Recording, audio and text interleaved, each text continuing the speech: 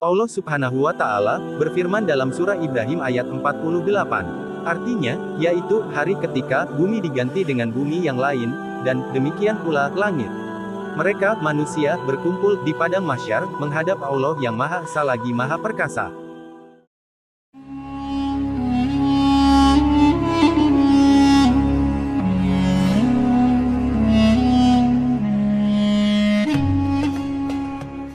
Assalamualaikum warahmatullahi wabarakatuh. Sahabat beriman, pada hari kiamat, manusia akan mati. Kemudian Allah akan membangkitkan seluruh manusia dari Nabi Adam hingga yang terakhir dari kubur, Yaumul Ba'ats. Selanjutnya, manusia akan berkumpul di padang mahsyar dan menerima catatan amalnya selama hidup di dunia.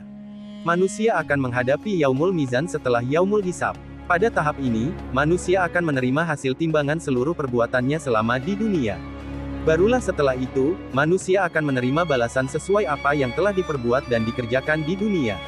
Buya Yahya menjelaskan, tidak ada keterangan hadis atau ayat Al-Quran yang menerangkan bahwa setelah peristiwa pasca kiamat, Allah menciptakan bumi baru lagi, lalu berikut kehidupan baru. Buya Yahya mengatakan bahwa, yang ada kehidupan di akhirat nanti yang selama-lamanya. Ahli neraka akan di neraka, ahli surga akan di surga selama-lamanya. Jadi, itu keterangannya tidak ada. Selesai kisah dunia kemudian akan berganti dengan urusan akhirat nanti. Buya Yahya menuturkan bahwa, kehidupan akhirat lebih panjang dari kehidupan di dunia. Disebutkan bahwa hari akhirat itu kekal, tidak terbatas akan waktu dan itu sudah menjadi kehendak Allah.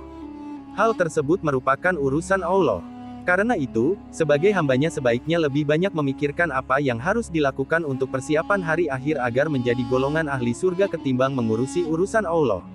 Hari kiamat diciptakan untuk memperhitungkan segala perbuatan yang dilakukan manusia, semua yang diciptakan oleh Allah Subhanahu wa Ta'ala di bumi, menjadi satu hal yang pasti dan akan berakhir dengan hari kebangkitan dan keadilan.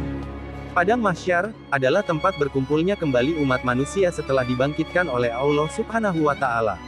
Allah Subhanahu wa Ta'ala berfirman dalam surah Yunus ayat 30, yang artinya, di tempat itu padang mahsyar tiap-tiap diri merasakan pembalasan dari apa yang telah dikerjakannya dahulu, dan mereka dikembalikan kepada Allah, pelindung mereka yang sebenarnya, dan lenyaplah dari mereka apa yang mereka ada-adakan.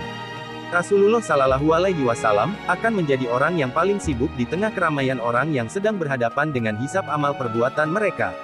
Salah satunya dikisahkan dalam hadits yang diriwayatkan oleh Abu Hurairah radhiyallahu anhu dan Hudzaifah radhiyallahu anhu.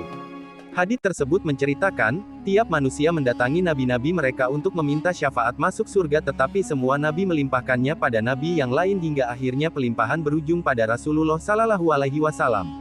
Meski demikian, diterangkan dalam surah Ibrahim ayat 48, terdapat bumi baru. Namun, bumi ini berbeda dengan yang ditinggali oleh manusia. Allah Subhanahu wa Ta'ala berfirman dalam surah Ibrahim ayat 48. Yang artinya, yaitu, hari ketika, bumi diganti dengan bumi yang lain dan, demikian pula, langit. Mereka, manusia, berkumpul di padang mahsyar, menghadap Allah yang Maha Esa lagi Maha Perkasa. Ibnu Katsir menafsirkan bahwa bumi pengganti yang dimaksud bukan seperti bumi yang sekarang ini. Nabi Shallallahu Alaihi Wasallam bersabda dalam sebuah hadits Abu Hazim dari Sa'al Ibnu Sa'd.